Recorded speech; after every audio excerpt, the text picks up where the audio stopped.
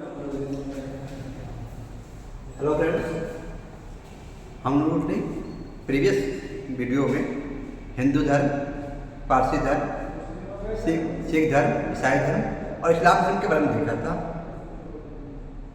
आज हम लोग महाजनपद के बारे में देखेंगे, महाजनपद काल के बारे में। इसके बारे में महाजनपद काल के बारे में ये आपको बौद्धकालीन और जैनकालीन समय की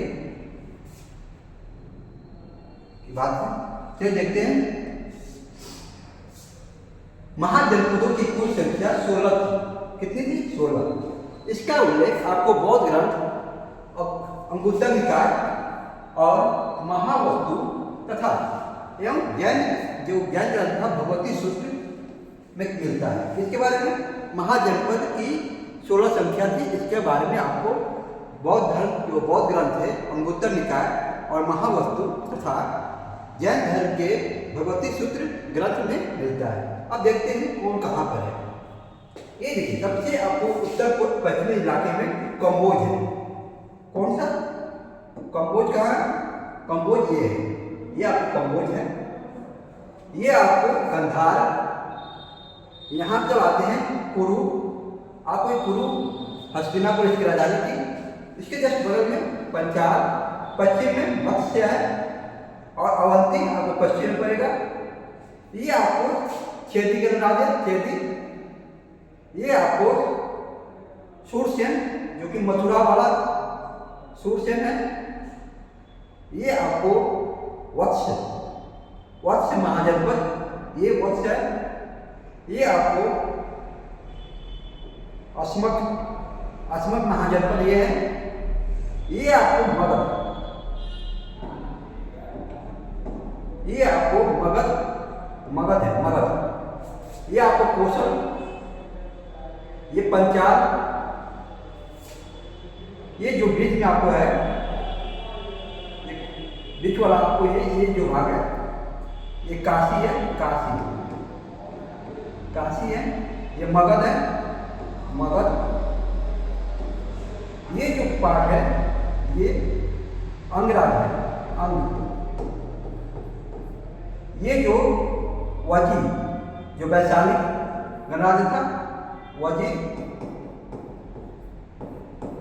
ये आपको मल, कुशीनगर जो गोरखपुर का एरिया है वो है, आपको आता है। ये आपको होगा टोटल 16 महाजनपद। 1 2 3 4 5 6 7 8 9 10 11 12 13 14 15 16। ठीक है, आप मैच में देख लीजिए 16 महाजनपद कहाँ कहाँ थे, कौन कहाँ था, किस हिस्से में थे। आपको पूर्वी हिस्से में आपको वजी और अंग पड़ते हैं। सबसे दक्षिण में अस्मक है। दक्षिण में कौन है? अस्मक। आपको पश्चिम में कंबोज पड़ जाएगा। उत्तर पश्चिम में इधर अवंती है, मत्स्य है, कुरु जो ये आपको बीच में आएगा। मध्य में कुरु हो गया, पंचाल हो गया, सूरसेन। ठीक है, अब देखते हैं एक एक करके सबके बारे में। 16 महाजनपद की राजधानी आधुनिक अवस्थित कहाँ पर अभी प्रोजेक्ट में है। उसके अलावा महाजनपदों के बारे में देखते हैं। पहला है अंग की राजधानी थी कहाँ? चंपा। वर्तमान में ये मुंगेर और भागलपुर जो कि बिहार में मुंगेर और भागलपुर वो एरिया आपको उस समय अंग प्रदेश महाजनपद था जिसकी राजधानी चंपा थी। अंग महाजनपद का उल्लेख महाभारत और अथर्ववेद में मिलता है। कहाँ मिलता है अंग के बारे में? महाभारत और अथर्ववेद में। बिंबिसार के शासन के दौरान इसे मगध साम्राज्य, इसे अंग जो महाजनपद था उसे मगध में मिला, मगध साम्राज्य ने अधिकार में ले लिया था। किसको? अंग को। यह वर्तमान बिहार और पश्चिम बंगाल में स्थित है। कौन सा? अंग जो है प्रेजेंट में जो बिहार और पश्चिम बंगाल का हिस्सा है उसमें अवस्थित है। अब आगे देखते हैं नेक्स्ट, मगध की राजधानी थी गिरिब्रज या राजगिरी। यह प्रेजेंट में आपको गया और पटना का जो क्षेत्र आता है वो उस समय मगध का क्षेत्र था। अथर्ववेद में मगध का उल्लेख मिलता है। किसमें? अथर्ववेद में आपको मगध का उल्लेख मिलता है। यह वर्तमान बिहार के अंग के निकट स्थित चंपा नदी द्वारा विभाजित है। अंग और मगध को चंपा नदी विभाजित करती है। बाद में मगध जैन धर्म का भी केंद्र पहली बौद्ध परिषद राजगिरी में आयोजित की गई थी। किसके समय में? अजातशत्रु के कार्यकाल में की गई थी 1483 ईस्वी पूर्व में। चलिए अगला देखते हैं महाजनपद काशी। काशी की राजधानी काशी थी। प्रेजेंट में ये जो बनारस का क्षेत्र है वो आपको उसमें काशी महाजनपद था। इसका यह वाराणसी में स्थित है। इस शहर का नाम, वाराणसी का नाम नदियों के नाम पर पड़ा है। मत्स्य पुराण में वरुणा, कौन सा? वरुणा और 80 नदियों का उल्लेख है। दोनों नदियों के मिलने से वाराणसी नाम पड़ा है। कौन सा? वरुणा और 80, वरुणा और 80 नदियों के संगम को वाराणसी नाम दिया गया है। चलिए अगला जनपद देखते हैं, महाजनपद वत्स। वत्स महाजनपद की राजधानी है कौशाम्बी। कहाँ थी? कौशाम्बी। अभी जो प्रेजेंट में इलाहाबाद है, इलाहाबाद, प्रयागराज, कौन सा? प्रयागराज। वो क्षेत्र आपको उस समय वत्स महाजनपद कहते था। वत्स को वंश के नाम से भी जाना जाता है। यमुना नदी के तट पर स्थित था। इसकी राजधानी कौशाम्बी थी। यह शहर आर्थिक गतिविधियों का केंद्र था। कौन सा? वत्स। 6ठी शताब्दी में व्यापार और व्यवसाय समृद्ध था। बुद्ध के उदय के बाद शासक उद्यन, कौन सा? उद्यन ने बौद्ध धर्म को राजकीय धर्म बना दिया था। कहाँ के? वत्स महाजनपद के जो राजा थे उद्यन, बौद्ध धर्म को राजकीय धर्म बना दिया था। वत्स वर्तमान में इलाहाबाद के आसपास स्थित है या प्रयागराज के आसपास स्थित है। चलिए नेक्स्ट महाजनपद देखते हैं, कौशल महाजनपद। जिसकी राजधानी श्रावस्ती थी। कौशल की श्रावस्ती, कौशल की राजधानी श्रावस्ती। ये आपको पूर्वी उत्तर प्रदेश का क्षेत्र आता है। इसमें यह उत्तर प्रदेश के आधुनिक अवध क्षेत्र में स्थित था। इसकी राजधानी श्रावस्ती थी। जिसकी? कौशल की। अगला देखते हैं सूरसेन। सूरसेन की राजधानी जो महाजनपद था, सूरसेन महाजनपद, उसकी राजधानी मथुरा थी, जो पश्चिमी उत्तर प्रदेश का क्षेत्र है। मेघात्री ने उल्लेख किया है कि यह स्थान कृष्ण पूजा का केंद्र था। कौन सा? सूरसेन जो स्थान था महाजनपद, वो आपको कृष्ण पूजा के लिए प्रसिद्ध था। किसने कहा? मेघात्री ने इसका उल्लेख किया। इसके अलावा यहाँ बुद्ध के भी काफी अनुयायी मिलते हैं। कहाँ पर? मथुरा, सूरसेन महाजनपद में। अगला देखते हैं पंचाल महाजनपद। इसकी राजधानी अहिछत्र और कांपिल्य थी। कहाँ थी? अहिछत्र और कांपिल्य किसकी राजधानी थी? पंचाल की। पंचाल की राजधानी अहिछत्र और कांपिल्य। ये आपको पश्चिमी उत्तर प्रदेश का एरिया आता है, क्षेत्र आता है। उत्तरी पंचाल के लिए इसकी राजधानी अहिछत्र थी। जो उत्तरी, देखिए जो पंचाल था उसको दो भागों में बांटा गया था, उत्तरी पंचाल और दक्षिण पंचाल। उत्तरी जो पंचाल था उसकी राजधानी अहिछत्र थी। जो आधुनिक बरेली का जो क्षेत्र है वो आपको अहिछत्र की क्षेत्र में आता था। जो दक्षिणी पंचाल था, दक्षिणी क्षेत्रों के लिए कांपिल्य, जो आधुनिक फर्रुखाबाद का जगह है, क्षेत्र है, वो आपको कांपिल्य था। कन्नौज का प्रसिद्ध शहर पंचाल साम्राज्य में स्थित था। बाद में शासन का स्वरूप राजतंत्र से गणतंत्र हो गया। कहाँ पर? पंचाल में। चलिए अगला देखते हैं कुरु महाजनपद। इसकी राजधानी इंद्रप्रस्थ थी। ये आप अभी प्रेजेंट में जो मेरठ और दक्षिण पूर्वी हरियाणा का जो क्षेत्र है वो उसमें कुरु का क्षेत्र था, महाजनपद का क्षेत्र था, कुरु महाजनपद का।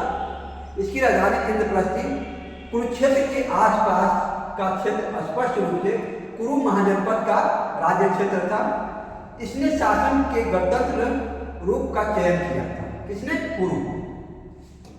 अगला देखते हैं मत्स्य महाजनपद। इसकी राजधानी विराटनगर थी। ये जो आपको अभी प्रेजेंट में राजस्थान की जो राजधानी जयपुर है वो एरिया आपको मत्स्य महाजनपद के अंतर्गत आता है। यह पंचालों के पश्चिम में और पूर्वों के दक्षिण में स्थित था। इसकी राजधानी विराटनगर थी। यह वर्तमान में जयपुर के आसपास स्थित है। कौन सा? मत्स्य महाजनपद। अगला देखते हैं चेदी या चेती। चेदी को चेती भी कहा जाता है। इसकी राजधानी थी सोथिवती या सोतवानी। ये आपको जो बुंदेलखंड का क्षेत्र है मध्य प्रदेश का, वो क्षेत्र आपको चेती या चेदी महाजनपद के अंतर्गत आता है। इसका उल्लेख इसका चेती का ऋग्वेद में किया गया है। यह वर्तमान बुंदेलखंड का क्षेत्र में स्थित है। अब आगे देखते हैं अवंती महाजनपद, जिसकी राजधानी उज्जैनी या माहिष्मती उज्जैनी या माहिष्मती थी। किसकी? अवंती जो महाजनपद है उसकी राजधानी उज्जैनी एवं या माहिष्मती थी।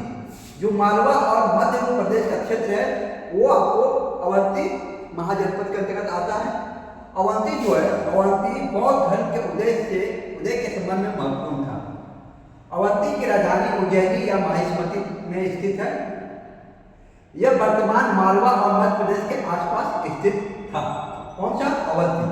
अब देखते हैं गंधार। जो गंधार है इसकी राजधानी तक्षशिला।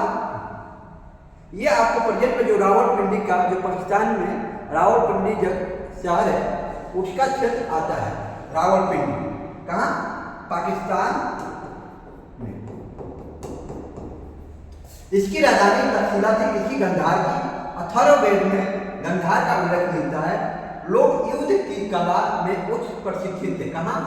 गंधार में। यह अंतर्राष्ट्रीय वाणिज्यिक गतिविधियों के लिए महत्वपूर्ण था। कौन? गंधार महाजनपद। अगला महाजनपद देखते हैं कंबोज। कंबोज की राजधानी थी राजपुर। कंबोज की राजधानी राजपुर। जो अभी प्रेजेंट में राजौरी और हाजरा का जगह है, राजौरी और हाजरा, वो आपको मतलब कहने का अर्थ है जम्मू कश्मीर का जो राजौरी और हाजरा का क्षेत्र उस समय कंबोज का क्षेत्र था। कंबोज की राजधानी राजपुर थी। यह वर्तमान कश्मीर और हिंदकुश में स्थित है। कई साहित्यिक स्रोतों में उल्लेख मिलता है कि कंबोज एक गणराज्य था। क्या था? गणराज्य। अगला देखते हैं महाजनपद। अगला है अस्मत या अशक। अस्मत या अशक। इसकी राजधानी थी प्रतिष्ठान या पैठण। ये आपको सबसे दक्षिण में स्थित है, जो कि अभी प्रेजेंट में गोदावरी के तट पर स्थित है। इस महाजनपद की राजधानी प्रतिष्ठान या पैठण स्थित थी। यह गोदावरी के तट पर स्थित है। यह आपको सबसे दक्षिण में स्थित महाजनपद है। अगला देखते हैं वजी। वजी जो आपको महाजनपद है उसकी राजधानी कहाँ थी? वैशाली, जो कि प्रेजेंट में बिहार में स्थित है।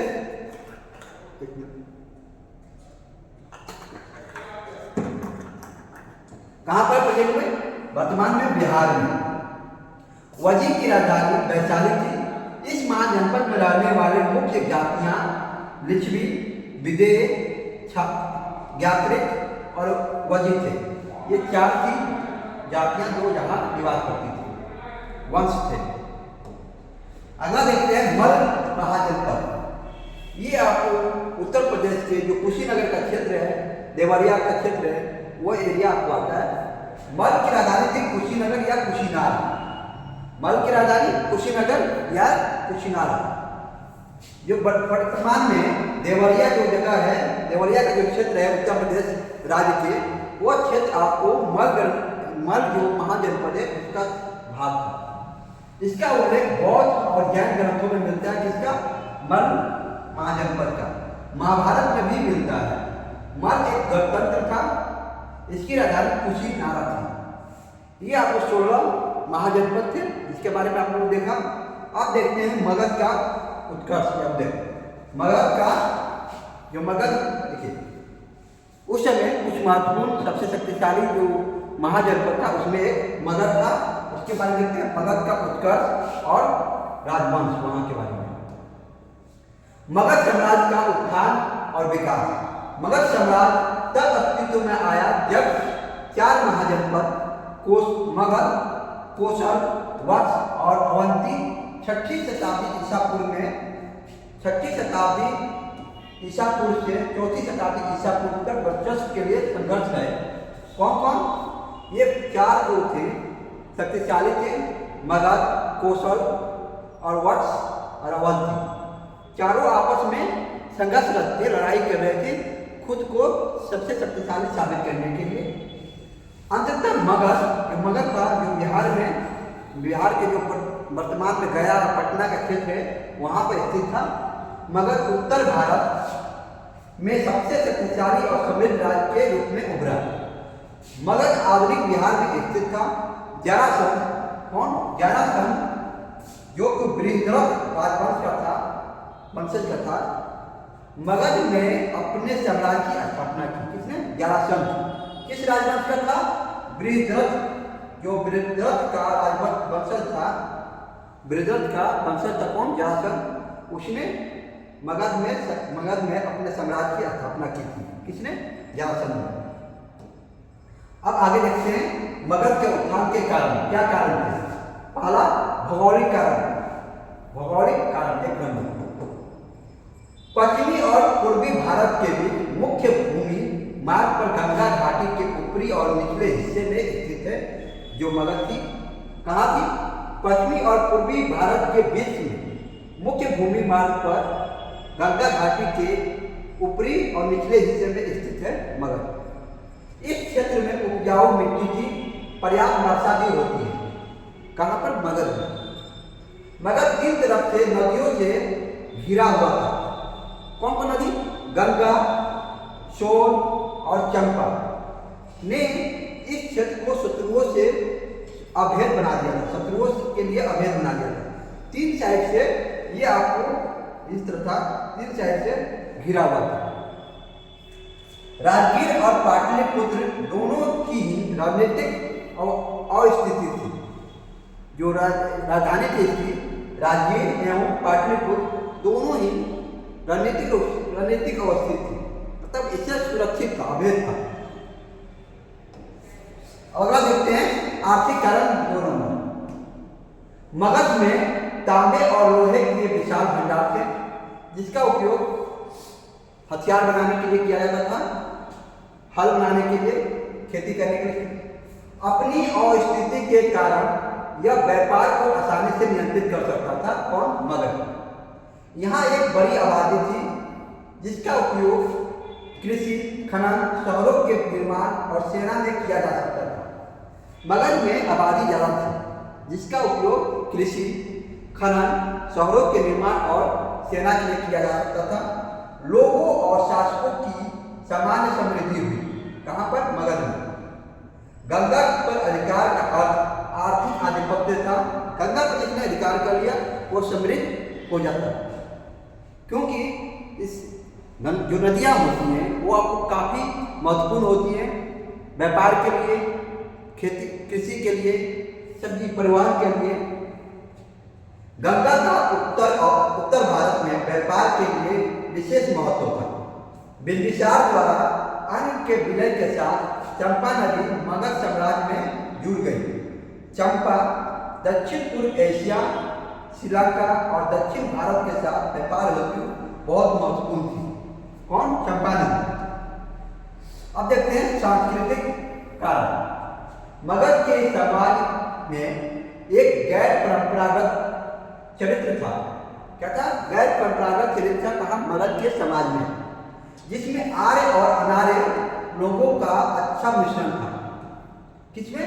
मगध के समाज में आर्य और अनार्य लोगों का एक बेहतरीन मिश्रण था। जैन धर्म और बौद्ध धर्म के उदय ने दर्शन और विचार के संदर्भ में एक क्रांति का नेतृत्व किया था। उन्होंने उदार परंपराओं को प्रोत्साहित किया। किसने? जैन और जो बौद्ध धर्म थे। समाज में ब्राह्मणों का इतना अधिक प्रभुत्व नहीं था। कहाँ पर? मगध में। और मगध के कई राजा मूल रूप से निम्न जाति के थे। किसके थे? निम्न जाति के थे मगध के राजा। अब अगला देखते हैं कारण। ये है हमको चौथा कारण, राजनीतिक कारण। मगध भाग्यशाली था कि उसके पास कई शक्तिशाली और महत्वाकांक्षी राजा हुए। कौन? मगध भाग्यशाली था क्योंकि यहाँ पर कई महत्वपूर्ण, शक्तिशाली और महत्वाकांक्षी राजा शासक थे। उनके पास मजबूत अस्थायी सेनाएं थी, जिनके पास मगध के राजाओं के पास लोहे की उपलब्धता में उन्हें उन्नत हथियार विकसित करने में सक्षम रहे। मगध के राजाओं को लोहे ने उन्नत किस्म के हथियार बनाने में मदद की। वे सेना में हाथियों का उपयोग करने वाले पहले राजा थे। और मगध के राजा सेना में हाथियों का उपयोग करने वाले पहले राजा थे। प्रमुख राजाओं ने भी एक अच्छी प्रशासनिक व्यवस्था विकसित की थी। ये रहे आपके भौगोलिक, आर्थिक, सांस्कृतिक और राजनीतिक कारण, जिसके कारण मगध का उदय हुआ, विकास हुआ, विस्तार हुआ। अब देखते हैं कौन कौन राजवंश शुरुआती थे मगध में।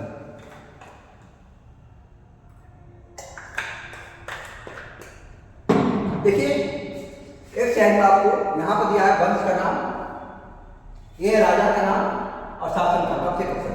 हर्यक वंश, हर्यक वंश ने आपको 544 ईस्वी पूर्व से लेकर 412 ईस्वी पूर्व तक शासन किया। हर्यक वंश कब से कब तक? 544 ईसा पूर्व से लेकर 412 ईसा पूर्व तक शासन किया। इसके राजा जो महत्वपूर्ण हुए, पहला बिंबिसार। बिंबिसार कब से कितना साल शासन किया? 52 साल इसने शासन किया। 52 साल शासन किया, 544 ईसा पूर्व से लेकर 492 ईसा पूर्व तक। इसका पुत्र हुआ अजातशत्रु, जिसने 32 साल शासन किया। 32 साल शासन किया, 492 ईसा पूर्व से 460 ईसा पूर्व तक। उसके बाद उदयनी तथा उसके उत्तराधिकारी शासन किए। कितने साल? 48 साल, 48 ईयर उदयनी और उसके उत्तराधिकारी। ये आपको 460 से लेकर 412 ईस्वी पूर्व तक शासन किए।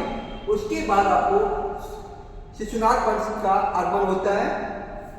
शिशुनाग वंश आपको 412 ईसा पूर्व से लेकर 344 ईस्वी पूर्व तक शासन किया।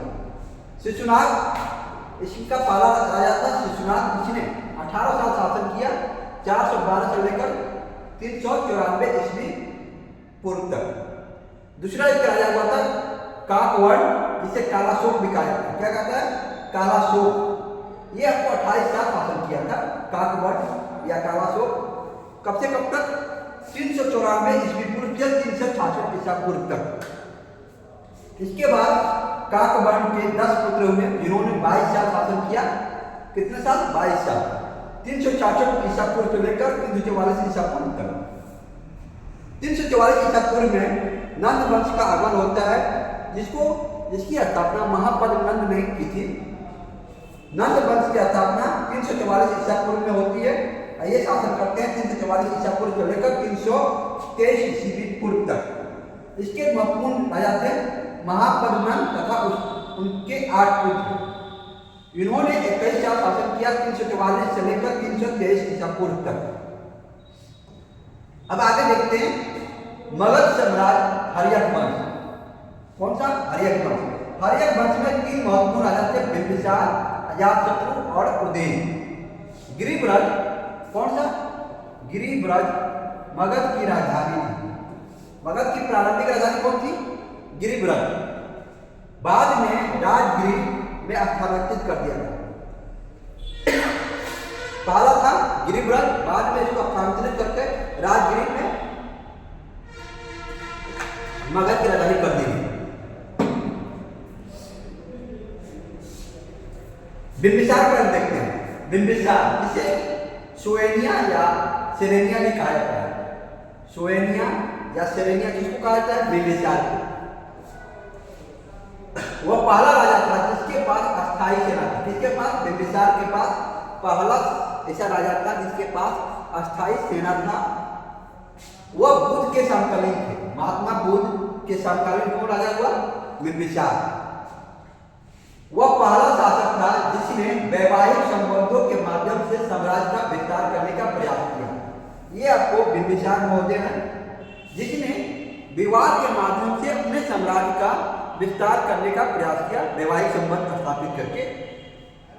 बिंबिसार ने अंग राजा ब्रह्मदत्त को पराजित कर उसका राज्य मगध में मिला दिया था। उस समय उनके समय में अंग पर जिसका शासन था उसका नाम था ब्रह्मदत्त। उनको पराजित कर बिंबिसार ने आंध्र प्रदेश को अपने मगध साम्राज्य में मिला दिया था। बिंबिसार की 3 पत्नियां थी, कौशल देवी कौशल के राजा की पुत्री और प्रसेनजीत की बहन थी। और कौशल देवी से शादी किए थे, जो कि कौशल राजा की पुत्री और प्रसेनजीत जो थे उनकी बहन थी कौशल देवी। चलन्ना चलन्ना ये वैशाली के लिच्छवी प्रमुख की पुत्री थी। खेमा पंजाब के मुद्रा के राजा की पुत्री थी। 3 इनकी पत्नियां थी, पहली कौशल देवी, दूसरी चलन्ना, तीसरी खेमा। विभिन्न राज्यों के साथ विवाह संबंधों ने भी कूटनीतिक प्रतिष्ठा प्रदान की थी। साथ ही इससे मगध के पश्चिमी और उत्तर की ओर विस्तार का मार्ग प्रशस्त हुआ था। वैवाहिक संबंध स्थापित करने के कारण बिंबिसार को मगध के पश्चिमी और उत्तर की ओर विस्तार करने का मार्ग प्रशस्त हुआ।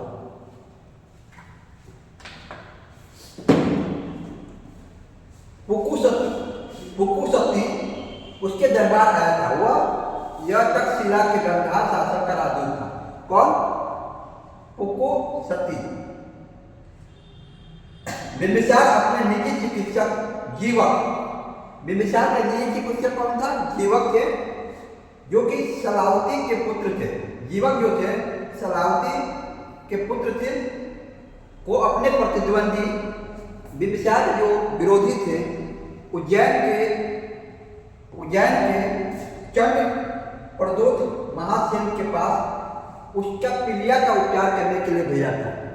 अर्थात उज्जैन के राजा चंड प्रदोष महासेन जो थे उज्जैन के राजा थे, वहां पर अपने जो निजी चिकित्सक जीवक थे उनको भेजा था, किस लिए? पीलिया का इलाज करने के लिए, जो कि बिंबिसार के चिकित्सक थे।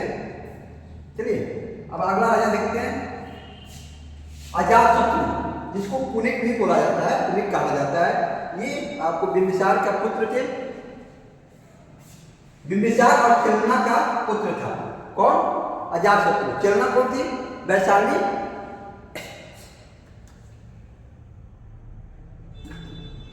गणराज्य के राजा की पुत्री थी। उसने जो अजातशत्रु ने अपने पिता की हत्या करके सिंहासन पर आसीन हुआ। पिता की हत्या करके सिंहासन पर आसीन होने वाला राजा था अजातशत्रु। वह महावीर और गौतम बुद्ध दोनों का समकालीन था। उसने बौद्ध धर्म ग्रहण किया था। इसने अजातशत्रु इसने बुद्ध की मृत्यु के तुरंत उपरांत राजगिरी में प्रथम बौद्ध संगति का आयोजन किया था। कौन? अजातशत्रु।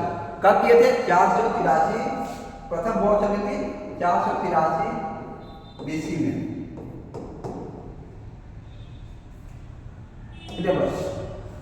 अब देखते हैं अगला राजा उदयन। अजातशत्रु का पुत्र और उत्तराधिकारी था उदयन। इसने पाटलिपुत्र, जो अभी प्रेजेंट में पटना है, पाटलिपुत्र में गंगा और सोन नदी के संगम पर किले का निर्माण कराया था। कहा जाता है कि पाटलिपुत्र को राजधानी बनाने वाला या पाटलिपुत्र का निर्माण करने वाला राजा था उदयन। उसकी अवंती के राजा पलक के कहने पर हत्या कर दी गई थी। किसकी? उदयन की। अनिरुद्ध, मोंड और नागदशक उसके दुर्बल उत्तराधिकारी थे। किसके? उदयन के या हर्यक वंश के दुर्बल उत्तराधिकारी कौन हुए? अनिरुद्ध, मोंड और नागदशक। अब अगला राजवंश देखते हैं। अगला राजवंश है शिशुनाग राजवंश। श्रीलंका के इतिहास के अनुसार मगध के लोगों ने नागदशक के शासनकाल के दौरान विद्रोह कर दिया था। इसके शासनकाल के दौरान हर्यक वंश के जो राजा था नागदशक, उसके शासनकाल के दौरान लोगों ने विद्रोह कर दिया था। यह हमको मालूम करता है श्रीलंका के इतिहास से। और शिशुनाग नामक एक अमात्य, जिसको मंत्री कहा जाता था, राजा के रूप में स्थापित अपने आप को किया।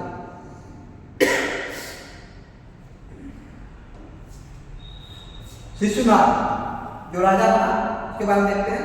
मगध का शासक बनने से पहले काशी महाजनपद था, उसका ये प्रजा प्रांतपति था। काशी का प्रांतपति कौन था? शिशुनाग। राजधानी गिरिब्रज में थी, इसकी राजधानी गिरिब्रज में थी। बाद में वैशाली में स्थानांतरित किया गया था। किसने किया? वैशाली राजधानी किसने बनाया था? शिशुनाग ने। शिशुनाग ने अवंती पर अधिकार कर लिया था। इस प्रकार मगध और अवंती के बीच लंबी प्रतिद्वंदिता को समाप्त कर दिया था। किसने? शिशुनाग ने। अगला देखते हैं शिशुनाग वंश का कालाशोक या काकवर्ण। ये शिशुनाग का पुत्र था। कालाशोक ने राजधानी को पाटलिपुत्र स्थानांतरित कर दिया। कहां से? वैशाली से। वैशाली किसने लाया था? शिशुनाग ने, उसके पिता ने। उसने वैशाली में द्वितीय बौद्ध समिति का संचालन किया। किसने? कालाशोक ने। कब किया था? 383 ईस्वी पूर्व में। वह राजमहल में हुए एक विद्रोह में मारा गया। किसमें मारा गया था? राजमहल में विद्रोह हुआ, जिसमें ये कालाशोक या काकवर्ण मारा गया। इसके बाद नंद वंश का सिंहासन पर आसीन किया गया था। इसके बाद आए नंद वंश। मगध सम्राट नंद वंश, जो नंद वंश था, ये पहला गैर क्षत्रिय राजवंश था। पहला गैर क्षत्रिय राजवंश था। इसका पहला जो राजा हुआ सबसे प्रमुख, वो था, उसका नाम था महापद्म नंद। महापद्म नंद भारत का पहला ऐतिहासिक सम्राट। जो चंद्रगुप्त मौर्य थे, ये भारत का पहला सम्राट चंद्रगुप्त मौर्य, लेकिन ये महापद्म नंद पहला ऐतिहासिक सम्राट हुआ। उसने राजा बनने के लिए कालाशोक का वध किया था। किसने? महापद्म नंद ने कालाशोक को मारा था।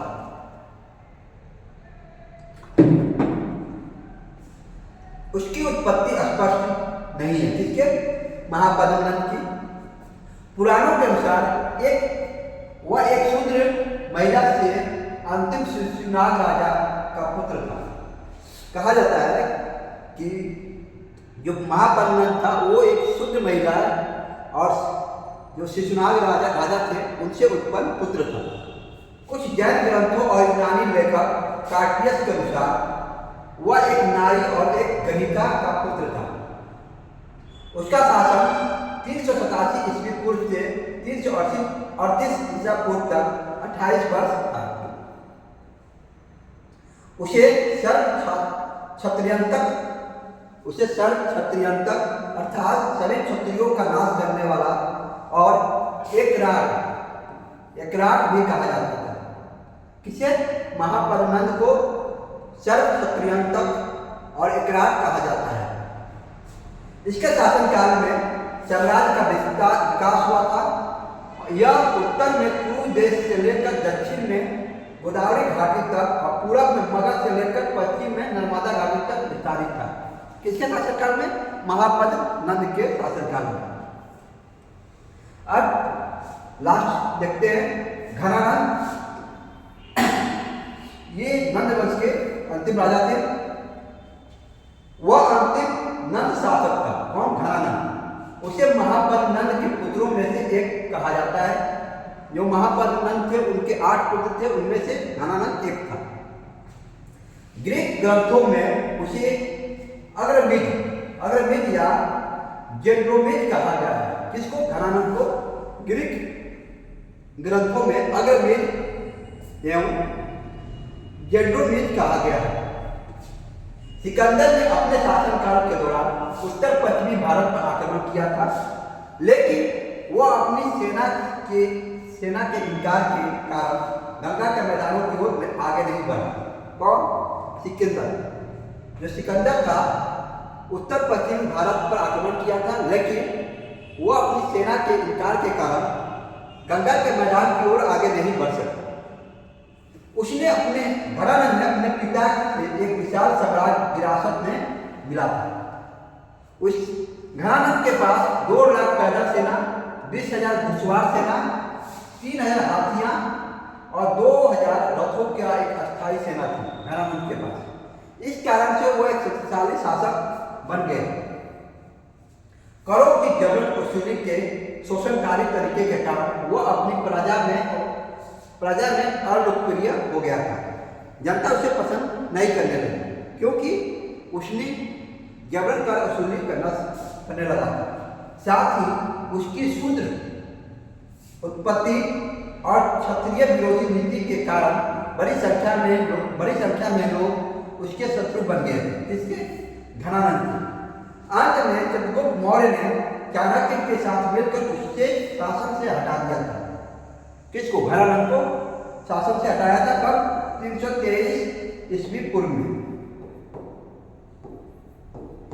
इससे मगध में मौर्य साम्राज्य की स्थापना हुई। मौर्य साम्राज्य की स्थापना किसने किया? चंद्रगुप्त मौर्य ने। चंद्रगुप्त मौर्य ने स्थापना की। कब? 323 ईस्वी पूर्व में घनानंद को हटाकर। ये रहे मगध साम्राज्य के 3 प्रमुख राजवंश। अब अगले नेक्स्ट वीडियो में हम लोग देखेंगे मौर्य साम्राज्य।